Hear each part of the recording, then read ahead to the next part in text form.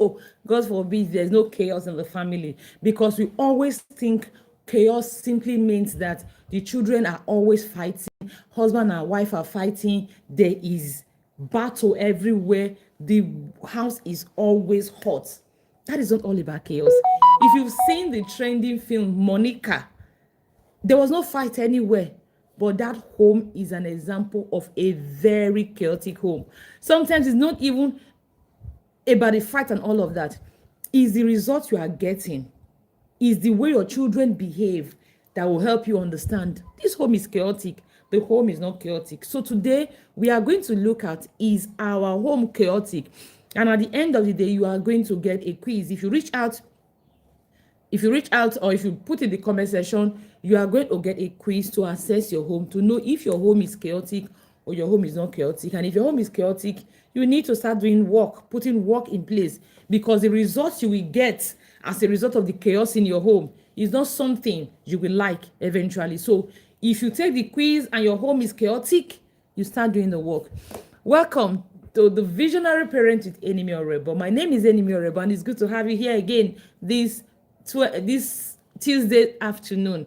Today we are talking about a very interesting topic. Is your home chaotic? Now, before we go in there, let me tell you something. This is powered by the Visionary Parent Academy. The Visionary Parent Academy is an academy where parents get empowered to raise the children they have with knowledge, with skills, with accountability, with information, and most especially with confidence. You know, the children you are raising, you are able to raise them with skills and confidence. It is what we do in the Visionary Parent Academy. We open every year from January to December. We are closed for this year, but you can begin to plan to join us for next year. I promise you that it is a very empowering and transformational academy. You get to learn, you get to unlearn, and you get to be better. We do a lot of activities there, and I assure you that. Before I even go into today's topic, have you been following trends? In fact, there's a debate everywhere about talking about Nigerian youths not employable. If you go on social media, Facebook, you are going to see clips of videos talking about how Nigerian youths are not employable. Yesterday, I shared one. If you are not following me on Facebook, it's time you follow me. I shared one where, what's his name? Oh God, is he pastor, minister? I don't know his name. Sorry, sir. I don't know his name. I don't remember his name. Was talking about how he had to fire 50 of his staff, 50 people working in his media because of their lackadaistic attitude. He had to fire them. And I was watching this Pastor Boju's platform where people were talking about Money Point, former minister, what's her name again? Kemi Adeosun. They were talking about Nigeria youths, how they do perform poorly in the employment market. Parents, are you listening? Are you following? On my Facebook a while ago, I shared a post about how I took a picture just in my workspace and I went to AI. AI pushed it up for me. AI made it an official portrait. Last year, I wanted to add music to my video and I reached out to someone. He charged me one amount like that I didn't have to pay. And just a while ago, this year, I was able to create video from AI. I shared other experiences I have. AI, the internet, technology, is taking over, and you are still sitting there and raising children who don't know their left from their right, children who are sitting down consuming, children who are feeling entitled, children all they know how to do is go to social media, watch skits, insult people and all of that with what the time is saying, with what the age is saying.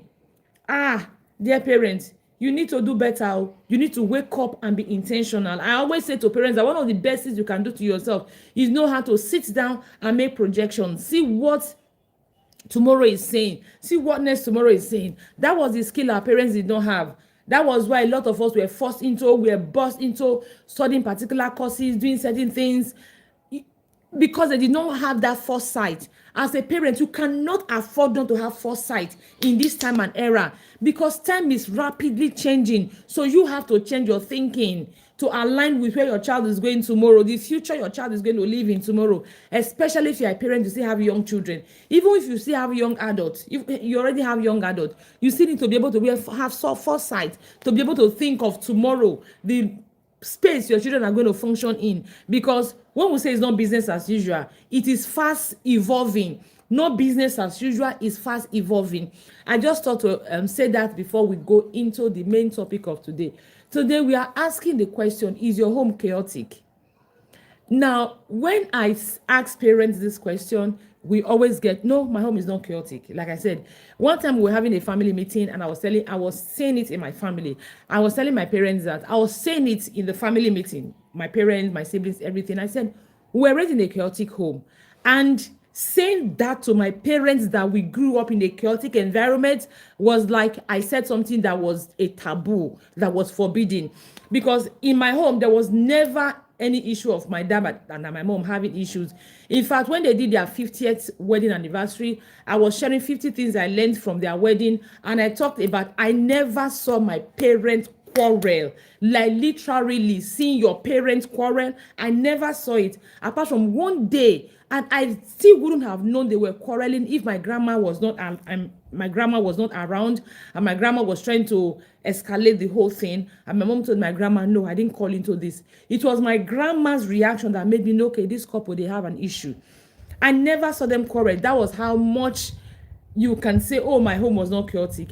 But sitting back now, looking back, I realized that, whoa, the environment, the inconsistency, the spontaneity, not in the good side, okay, impulsiveness, let me use that word, it was indeed chaotic. And the results of the chaos of today, I tell you, if you raise your children in a chaotic home, you don't like the result you have tomorrow. You will not like it.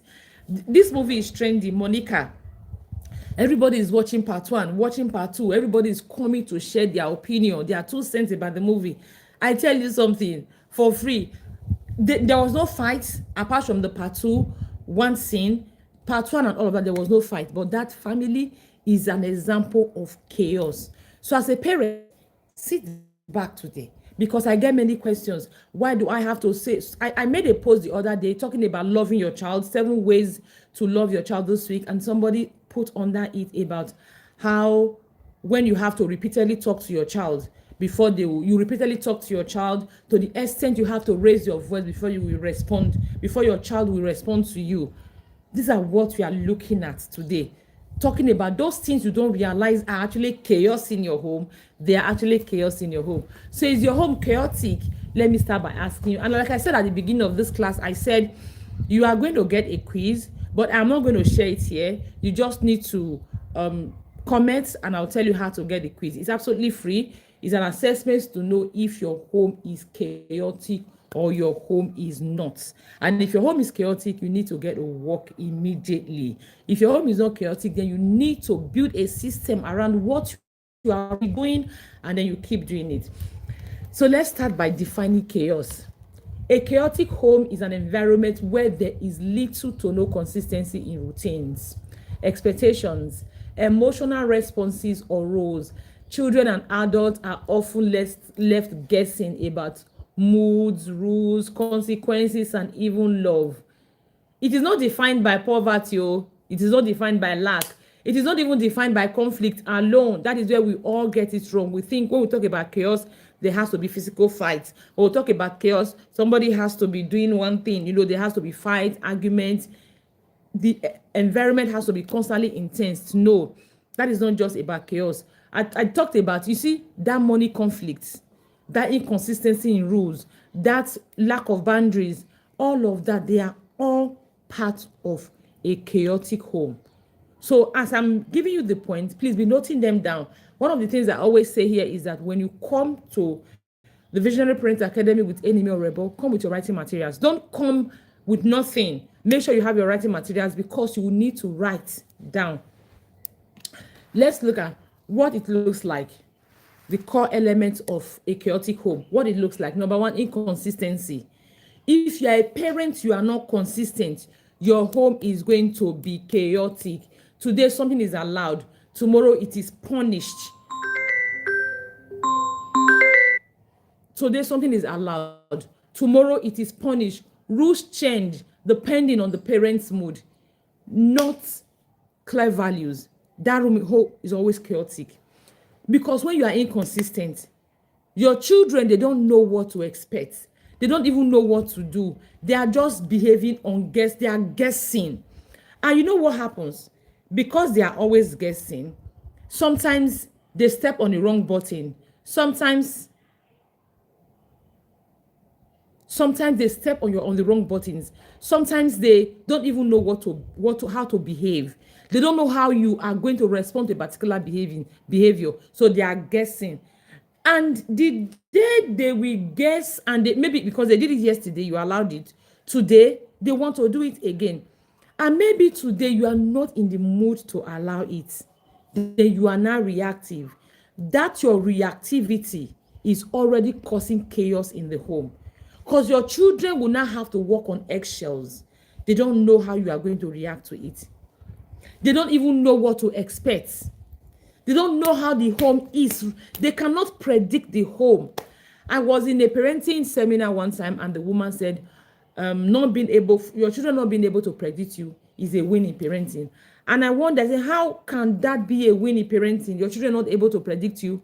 It is not a win. Your children should know, not being able to predict you is one of the things that can cause chaos in your home.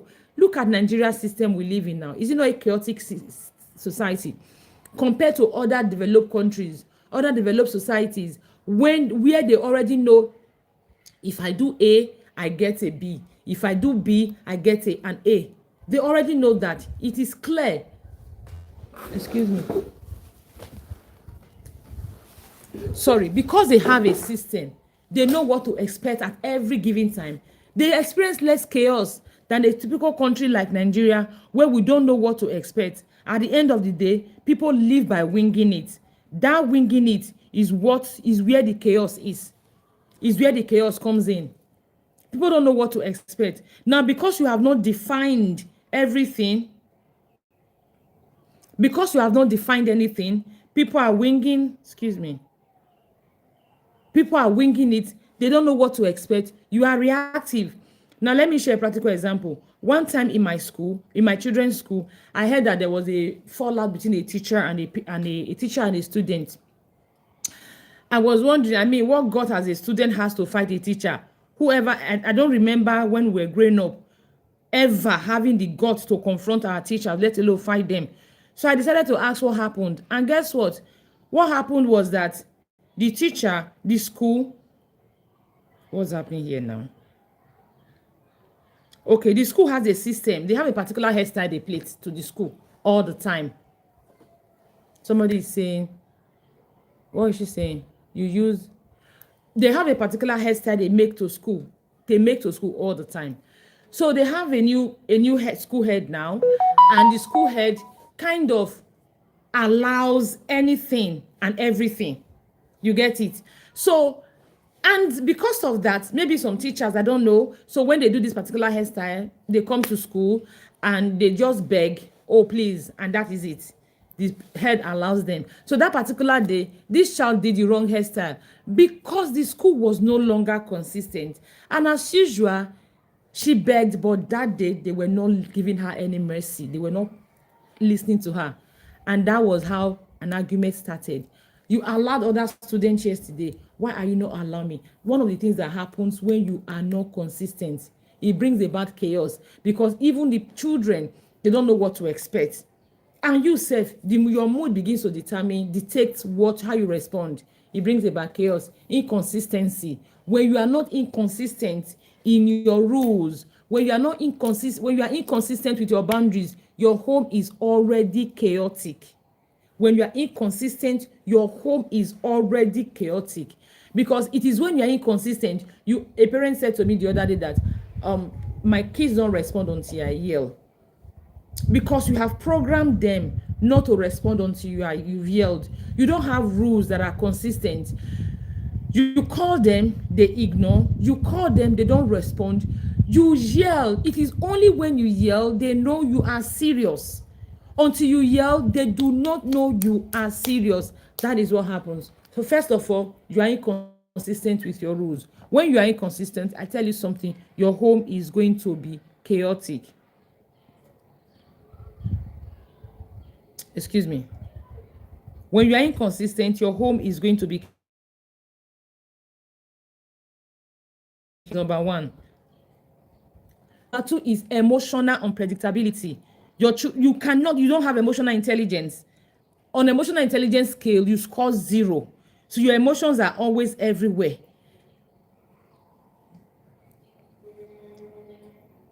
Sorry. What am I looking for? Okay, fantastic. I found what I'm looking for.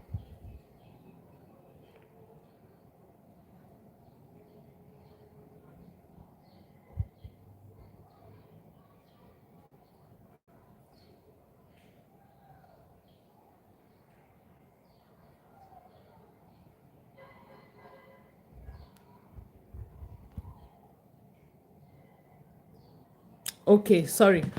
I was trying to get something done. So when you are not you are not emotionally intelligent, your emotions are all over the place, your home is going to be chaotic. Now, this is one of the very major issues very many parents have.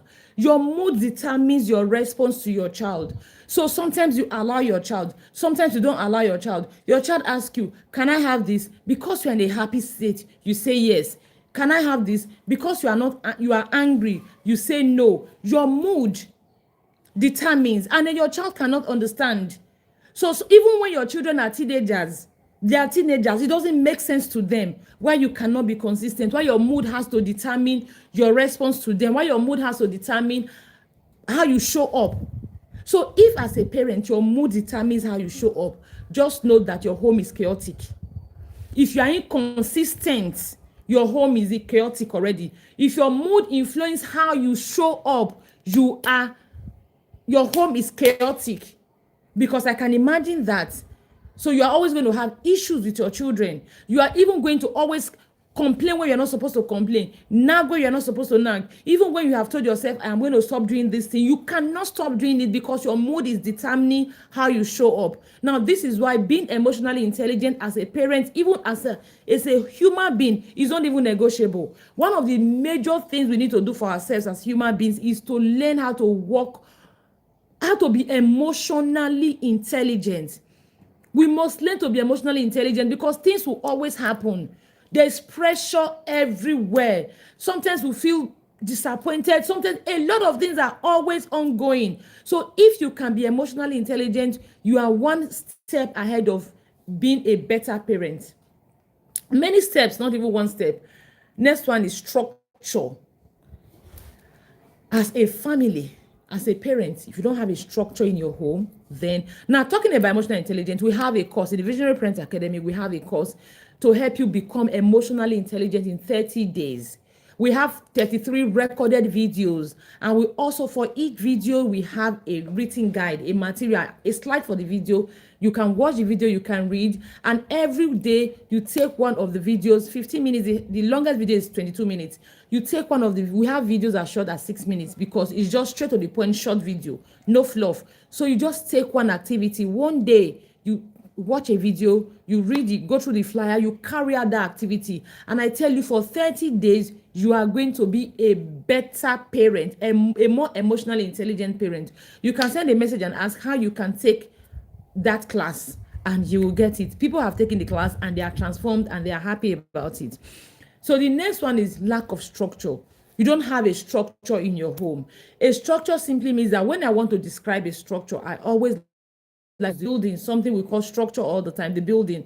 I always say the building is positioned in a place. It is there. It is always there. It is sacrosanct. You can't come and push your house to the back. You can't come and push it away from there. The thing you can do, if you no longer like it or you don't like the place it is, you can break it. So that tells you that structure requires a lot of, for you to amend your structure, you have to do a lot of work in amending it. So structure, predictability, how your home is going to be run, what happens in your home. Structure is your system, your routines, the time to do one thing, time not to do another thing, what is acceptable in your house, what is not acceptable in your home. That is structure. You put them in place. Where to play, where not to play, that is structure. And what makes structure a structure is the consistency of it, how you are able to do it consistently. So now we have parents saying that, not until a year, like I can call my child 4 or 5 times, Not until I yell, my child will not respond to me. Why does that happen? Because there is no structure. There is no rule. There is no regulation. There is no boundaries. Everything is porous. It is why your child will not respond to you until you yell. So if you know you don't have a structure in your home, just bear it in mind that your home is chaotic. It simply means everybody can do things anyhow. Your children can do things anyhow. And guess what? When they do things, they don't meet expectations, you are going to yell. Sometimes you hear parents say, I've said this in over and over again. That is why I tell parents that structure is not verbal. Structure is written, is documented. And in the Visionary Parent Academy, we have a structure guide that can help you create your structure.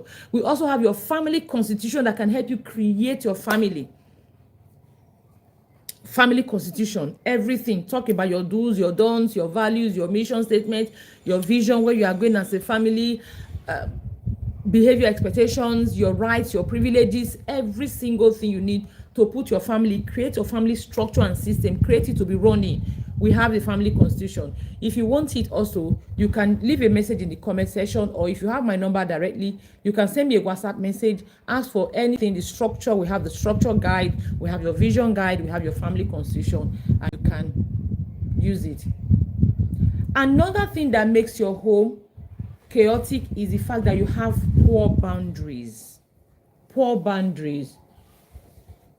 Poor boundaries. No rules, no expectations. Nothing is okay. You have expectations, but the expectations, they just flow everywhere. Nothing to tell children, this is where you should stop, this is what you should do, this is not where you should stop. Nothing. Like the story of Monica. No boundaries.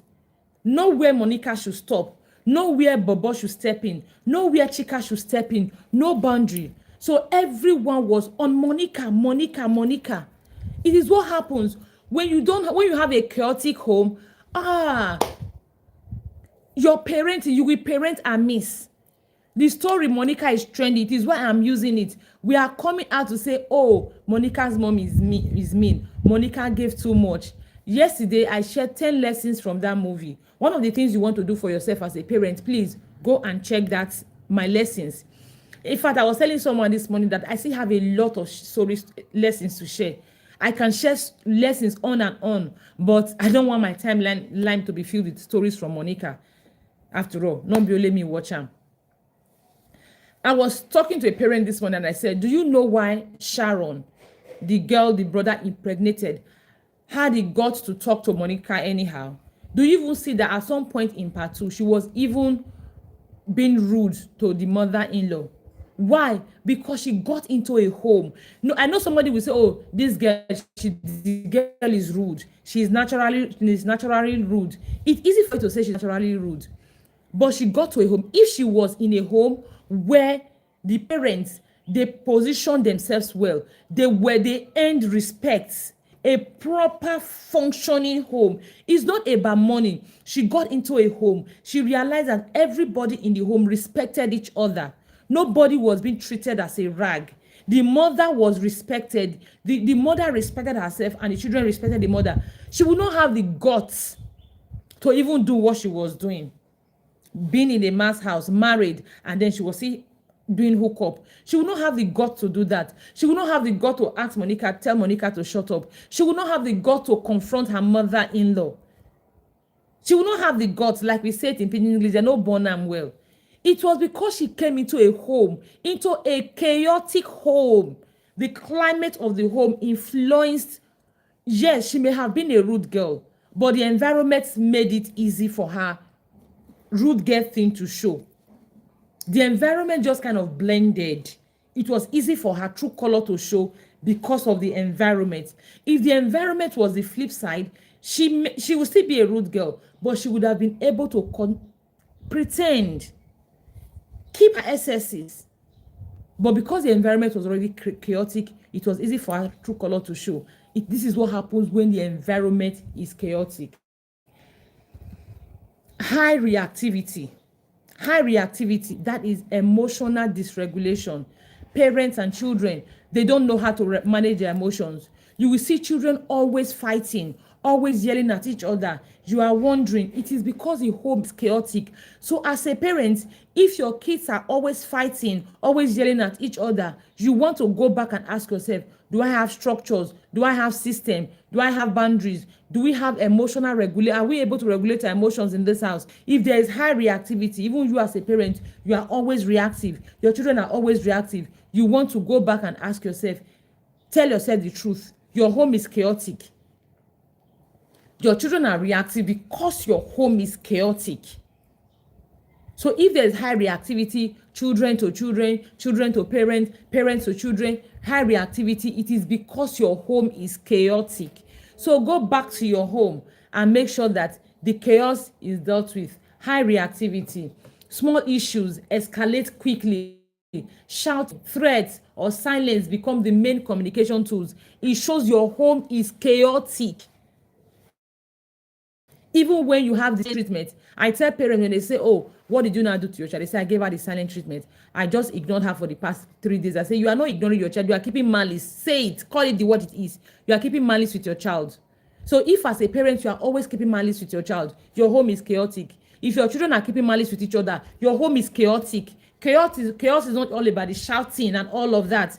Your home is chaotic. There is malice. Your home is chaotic when you call it, oh, I'm just giving the silent treatment, or your kids are giving the silent treatment to each other. Your home is chaotic. You need to wake up and fix it. Neglect of emotional needs is the 6th one. Neglect of emotional needs. Physical needs may be met, but emotional connection is missing. No safe space to express feelings without fear or dismissal. If that is your case, your children don't feel safe to talk to you about things, know that they don't feel safe.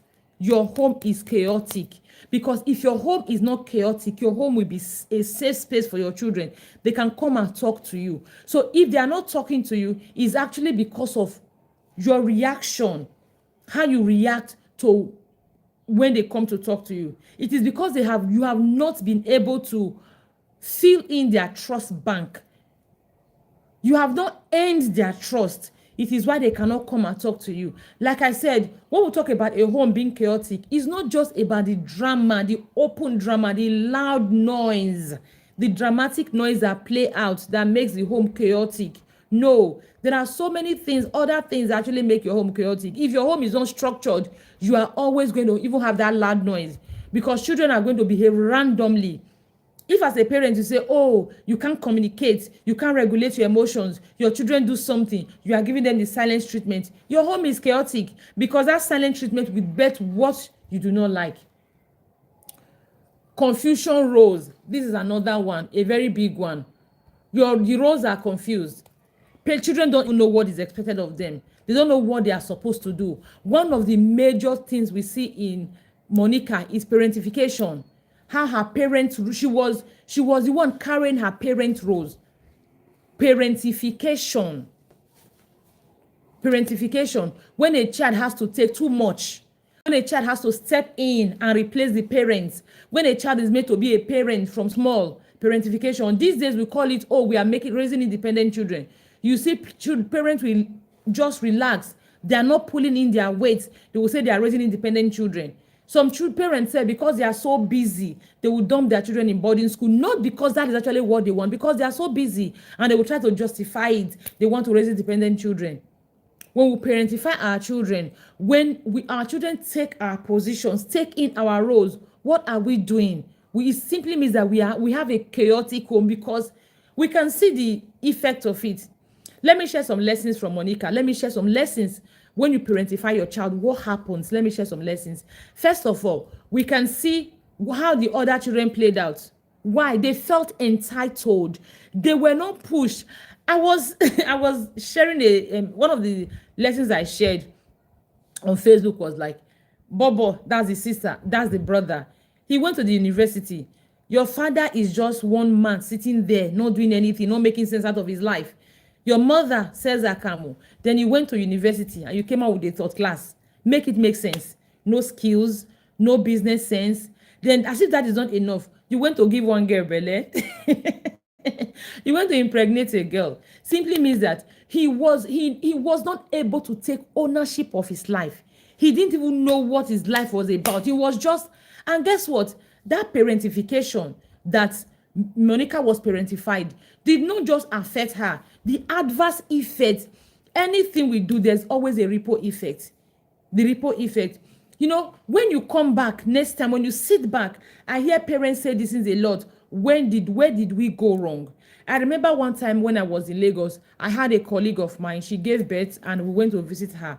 And apparently she's talked about me a lot to her mom. So when I got to the house, the mom, an Igbo woman, even though I wasn't understanding Igbo, she was struggling to speak English and I was struggling to understand her. But I knew one thing for sure that she wanted me to do. She said the daughter, that is my friend, and one of the sons, they are in Lagos together. They've been in Lagos together and for a long time, and for over how many years, they don't speak to each other. They don't visit each other.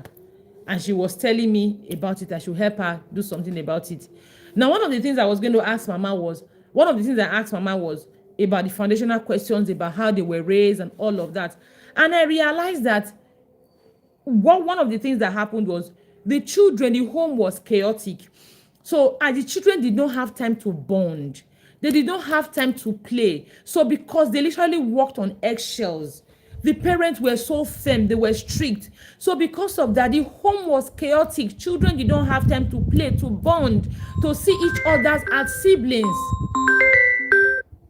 Now, when you say these kind of things to parents, they don't want to take it. They are angry. They are defensive. They say no. I always say there's a ripple effect. What you are doing today will not just affect your child today. In fact, may not even affect your child but today, or you will not see the result today. But gradually, it's just like there was a book we read in the Visionary Parent Academy a couple of months ago or so. I don't remember the title now, but it talked about the Chinese bamboo tree. It said when you plant the seed of the Chinese bamboo tree, the first year you are not going to see anything. The second year you are not going to see anything. The third year, I think by the fourth, fifth year, the tree will not just grow, it will grow and dominate the forest. It will be so grown, you will think it's a tree that has been growing all the while. That is it. When we are raising our children, we are planting seeds in them. We may not see them immediately. I won't tell my children, even my teenagers in church, I tell them that, see, because you are children now, you are teens now, you do things, there are some things you do, some behaviors, you get away with it. I tell them, when you grow older, these behaviors will not serve you. And the truth of the matter is, if you are not learning the right attitude today, when you grow older, you cannot just learn it from somewhere.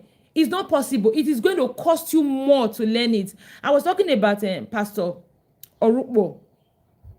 Talking about how one of the boys poured tea in the laptop, on the laptop rather, and the laptop worth over 3 million naira got spoiled,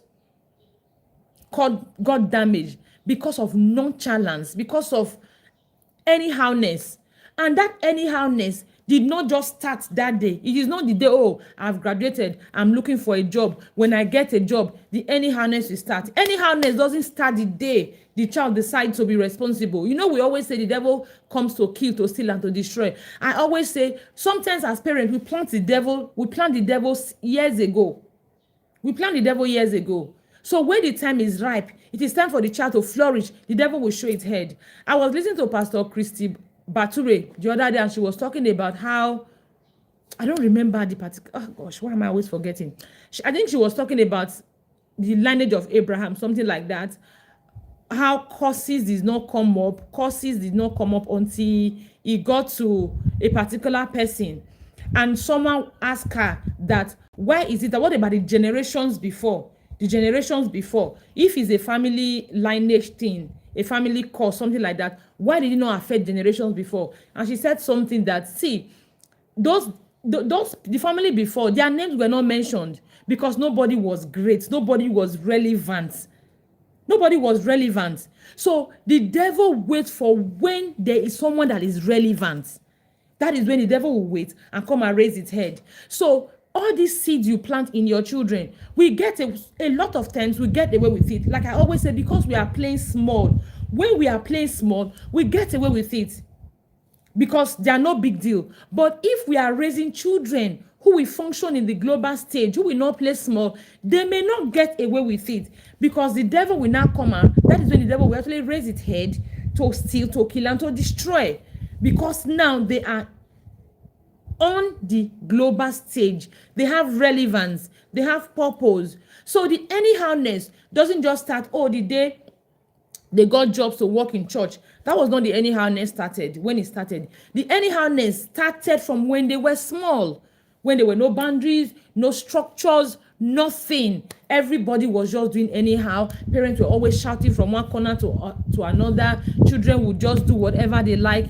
It was when that seed was being planted in them. Now let's look at the outcome. If you are talking about, we are talking about chaotic home. Like I told you, at the end of the day, you have a quiz. If you want the quiz, you can send a message. I'm going to share it in the Visionary Parent Academy. If you're a visionary parent, don't worry, you are going to get the quiz already for you too. The quiz is even going to be shared to the resource bank. You know, we have a resource bank where we have our videos, our books we are reading. The book is just a sheet of paper. It's going to be shared there. So what you want to do is to take it to ask yourself, is my home really chaotic? Like I said, if your home is chaotic, then you need to do something about it quickly, because the result you will get, you will not like it. So let's go. Outcomes. If your home is chaotic, what are the results? Firstly, hypervigilance and anxiety.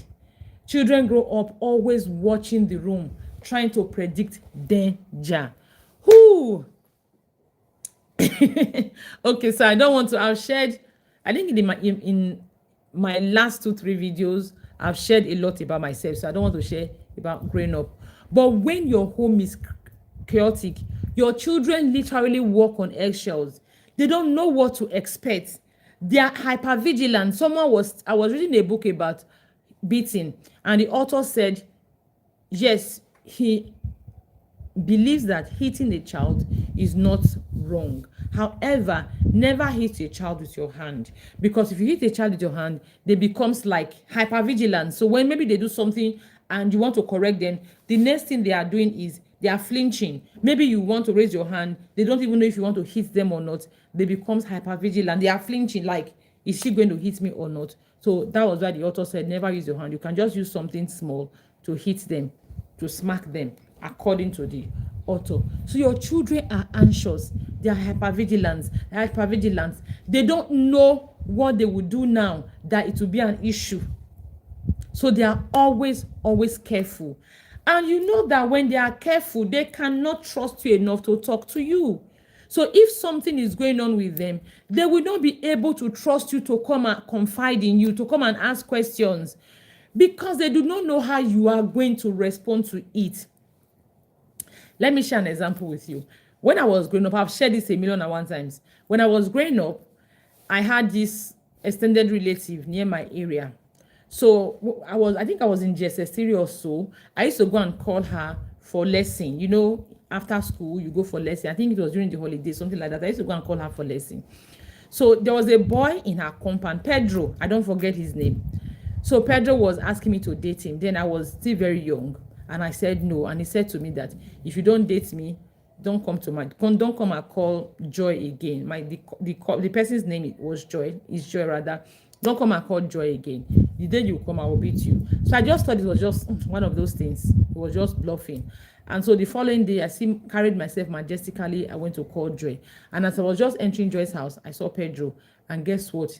He slapped the hell out of me. He landed me one heavy slap that I literally saw stars, you know. So I wasn't going to tell my mom. I wasn't going to tell my dad, because of this is what I'm talking about. If I go and tell them, what will I tell them I was doing at Joy's house? What business will I go and tell them Pedro's house? So when your home is chaotic, your children are not able to trust you. But guess what? My mom eventually found out. When my mom found out, I tell you, all hell was let loose. My mom went to Pedro's house. My mom beat Pedro shege. And Pedro's mom tried to fight for Pedro. My mom beat Pedro's mom, because my mom is phlegmatic. Primarily, she's calm and she's not someone that does trouble. So in the neighborhood, people just knew her then. She would just take her bag. She would go to work in the morning. In the evening, from work, she goes to church. From church, back home. That was her routine. You will never, ever, ever, ever hear my mom and someone, even they will not even stand for a minute to talk, let alone quarrel. Like, oh, good evening, man, good evening. That is what my mom is always on her feet, walking back home. So she doesn't even have anybody she stands with. And the Pedro's mom was a market woman. So everybody knew my mom as, oh, quiet. And of course, everybody also knew my dad. My dad was very strict. So I am very sure in his mind, I was never going to tell my parents. And of course, I was never going to tell them. But guess what? When my mom found that, my mom stood up for me and we got respect. You know that you say you got your respect in that community, in that place. So till we left there, nobody ever dared us again. Nobody ever dared us again, literally dared us again, because my mom stood for me. But I was never going to tell her, because of the chaos in my home, because of how I perceive them, how I perceive my mom, how I perceive my dad. I was never going to tell them. And guess what? If Pedro had gotten away with that, maybe next time he still will beat me. Maybe he will now beat me, bully me into dating him at my small age. Maybe eventually I would have been pregnant. Maybe I would have come back home with teen pregnancy. And then they would think, oh, this child is so spoilt. This child is so irresponsible. But what they may not have realized is that it is the chaos in the home that actually rippled into that ripple effect of having a chaotic home. Your children, they are going to be anxious and hypervigilant. 2, poor emotional regulation. I think I've shared this enough. Your children are not going to be able to regulate themselves. That is why you see children will always, they are fighting. I've heard this story over and over again. There's a video I have on my phone where siblings were fighting. Another one was recording them. And so people were commenting on that, and the parents said, what is the big deal? It's a normal thing now. They love each other. They'll fight. They'll still settle. And I said, dear mom, it's not a normal thing. I have children and I don't record fighting in my home. So why is it a normal thing? It's not a normal thing. It only shows that your home is chaotic. Those structures, nothing in your home. You have not taught what you are supposed to teach. It is why your children are fighting. One of them went to carry broom. One of them went to carry on that time. You are saying, how is it a normal thing? Make it make sense. And no emotional regulation. No emotional regulations. That is one proof that your home is chaotic. So if you have a chaotic home, I tell you, your children will not be able to regulate themselves. I went for a function one time and I saw a family function though, and extended. Everybody was there. So this particular lady, she has a teenage daughter. A teenage son. The way the son was yelling, talking at the top of his voice, like, are you kidding me? It was about the cloth they were going to wear. The cloth he was meant to wear. Just a simple, why are you wearing this? Why are you not wearing this? That was all. And the way he responded, raised his voice, I was wondering. A minute later, the mom also was just passed a simple information, and she also raised her voice. I said, oh, no wonder. No emotional regulation in this home. Chaos everywhere. People pleasing or rebellion. When your home is chaotic, your children will either become people pleaser or they become rebellious. That was exactly what happened to Monica. You will think she was just sacrificing for family. It was not about sacrificing for family. It was over identification. It was a character defect. It was pleasing. People pleasing. She did not know when to stop. She don't know when to find herself. Exactly what happens at the end of the day. When your home is chaotic, your children become people pleaser because they are always trying to please you. They can't predict you. They don't know what to make you angry or what will not make you angry. So they are always trying to please you. Another thing is your children can become rebellious. So when you say, oh, I call my child until I yell, they don't respond. They are learning to be rebellious. They are learning to test your authority. So chaotic home, when you have chaos in your home, your children can be rebellious or they can be people pleasers. Low sense of stability and identity. We know that your home is chaotic. They will not even know who they are. One of the ways we can raise grounded children, One of the ways you can raise children who behave in today's society, one of the ways you can raise children who are not swayed, who don't follow the crowd, who know who they are, is to help them have a strong identity. Know who you are, know where you are coming from, know who you were created to be. A strong identity. However, unfortunately, you cannot raise children with strong identity if your home is chaotic. I saw a skit one time when the father of the boy was telling the boy, know the home you are coming from, know the son of whom you are. And the boy was saying, the son of a palm wine tapper now. What is there? I was laughing. We hear this a lot. And I always say, each time I'm teaching this, I have a video on this channel, how to raise children who are strong on values. We have a lot of videos, I think over 300 videos here. So what you want to do is to please take your time and go over the videos. And another thing you want to do is to share. Copy the link and share. Tell people that there's something ongoing here. Let them come and learn. So I say, in those days, when people insist on having male children, what was the purpose? So that they can carry their name. My name is, my maiden name is Itwa. Imagine if my parents didn't have a son, so I'm get married and I start answering my husband's name, then that particular family name would have gone extinct. So that was why they were marrying. They were marrying multiple wives to have a son, so that they can carry their name on and on. And so I always ask, what is that name you want to carry your children to carry on?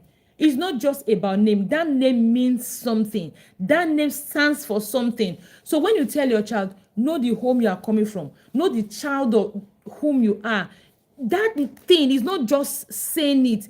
It defines something. There is something, there's a meaning to it.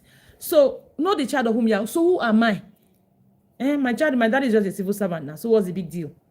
It simply means that when you go outside, the world is going to come with what they have. You are going to be tested. So who are you in the face of what the world is showing you? For example, in a Christian home, the child will say, I am a Christian. I'm from a Christian home. That is who I am. So whatever the world brings my way, I know who I am. I am rooted in who I am in Christianity. Let's leave Christianity. Let's go. For example, the family, you have history of resilience. I was watching a movie one time. I don't remember this particular movie. I think it's something in Christmas. The musician Waje was in the movie. So she was talking to the younger sister in the movie, and she was telling the younger sister, have you forgotten who you are? Your grandmother was a first, maybe doctor in your community. Then your father was the first, or your father was this. Your mother was this. That is who you are, a name. So we have families who are big on integrity. So when you are telling your child, know the child of whom you are, it's not just that you are the child of Itwa, like my surname. It is that name represents something. That name is linked. It has something. In this home, we don't tell a lie. My name is known for integrity. So wherever you go, know the son of whom you are. Know the daughter of whom you are. You are the daughter of integrity. You are the son of integrity. You are the daughter of resilience. You are the son of resilience. You are the daughter of creativity. You are the son of creativity. You are the daughter of boldness. You are the son of boldness. That is who you are. That is what it means. Not the son of who you are. Okay. So, if your home is chaotic, your children, they don't even stand for anything. They will not even know what they stand for. They will not have an identity. So, when it is why people grow up, they are just everywhere. Anything goes. Anyhowness. Because no identity. And the no identity is actually one of the ripple results of being raised in a chaotic home. No, where was I? Okay, sorry. Okay, I said no identity.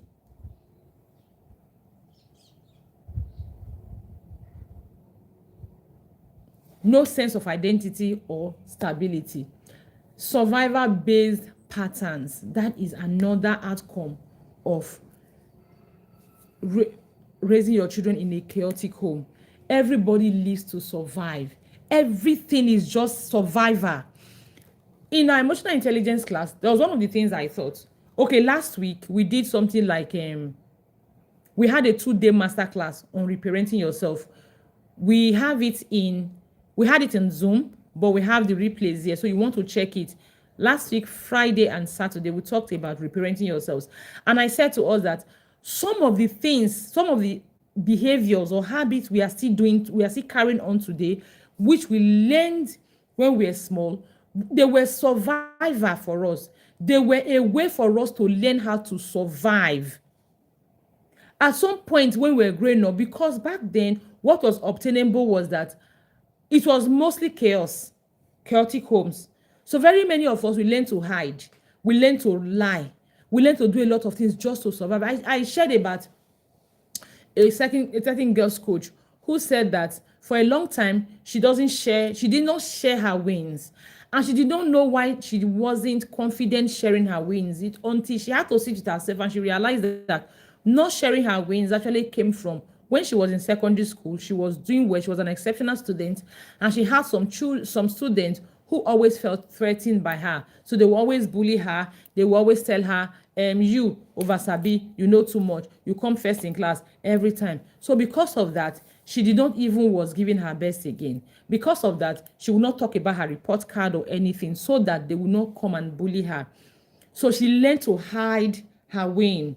She learned to be almost afraid to talk about her wins. That was a way she survived the bullying of her classmates. Did you get that story? So very many of the things we did growing up, they were for us to survive. Just survival skills we were learning. So very many things sometimes children do. They also, especially if you are raising your children in a chaotic home, what they do is to survive. Let's go to Monica. Monica was always giving. Because it was only when she gave that her mom would not nag her, that her mom would not do anything to her. But when there was a need in the house, her mom would be dramatic and everywhere because she wanted to please the mom so that at least that drama will minimize, that chaos will minimize. She was giving. At the end of the day, she became an over-identifier. She became a people's pleaser. That habit was learned from survivor. So when your home is chaotic, your children will live basically on survivor. They will tell lies. They will hide things. They will over-explain. They will withdraw. They are all a way to protect themselves when your home is chaotic. Lastly, difficulty with healthy relationship. Because chaos, we feel like, okay, familiar. I shared a video this morning. Was it this morning I shared a video of a girl who was talking about how the boyfriend beat her. The boyfriend beat her. After beating her, the boyfriend now took her to the hospital where she had to do an x-ray. That was how much he beat her. They had to carry out an x-ray on her. And she said the boy loved me. He was only correcting me. Carried out an x-ray on her. He said he bought her provisions. It simply means because he bought her provisions, he paid the hospital bills. It simply means that the boy loved her. They cannot form reasonable relationship. When I was watching Monica too, immediately I saw she got back from work and the husband cooked. The husband told her, oh, I've cooked for you and all of that. In my mind, I was like, is it that this girl went to attract a husband like her father again? They will not be able to form healthy relationship. They will see red flags. They will not identify the red flags. In fact, when relationship is too good, safe, they will complain about it. They will not be able to enjoy a healthy relationship. The relationship has to be unhealthy for them to think it's a normal relationship. A normal, healthy relationship will not look healthy to them. Will not be healthy in their eyes. Will be red flags. They will see green flags as red flags. When you have a chaotic home, when you are raising your children in a chaotic home, I tell you something, the results, you will not like it. And like I said, chaos doesn't always look like fighting. It doesn't always look like war. It doesn't always look like what we think it looks like. No, chaos doesn't always look like that. Sometimes chaos can also be you ignoring your child. can be all those things you do not realize. So what you want to do as a parent is, I've told you what chaos means. I've told you how a chaotic homes look like, and I have also told you outcomes of a chaotic life. Next week, a home. Next week, hopefully, we are going to treat how to move from chaos to a proper home. How to move from chaos to peace. How to move from chaos to intentionality. So I hope you will be here next week. And I also said that I'll be sharing a guide with you, a quiz to see how, if your home is chaotic or is not chaotic. If your home is chaotic, then you begin to put in the work. You come back next week, because next week we are going to learn how to move from chaos to intentionality. So what you want to do is, if your home is chaotic after this class and after the quiz you are going to take, you want to come back next week to learn how to move from chaos to intentionality, and I will happily guide you. Thank you so much for joining. My name is Enemy Rebel, and this is the Visionary Parent with Enemy Rebel. What you want to do is to ask us how you can be part of our academy and how you can also have access to our hundreds of amazing resources. I tell you, join our academy, be part of our amazing resources, and your parenting will be transformed. Remember, next month, June, we are having a 30 days challenge on reparenting yourself. 30 days challenge to help you reparent yourself. Move from parenting based on trauma, based on wounds, programming, and seeds planted in you in the past, to parenting intentionally. Thank you for joining today. See you next week. Bye-bye.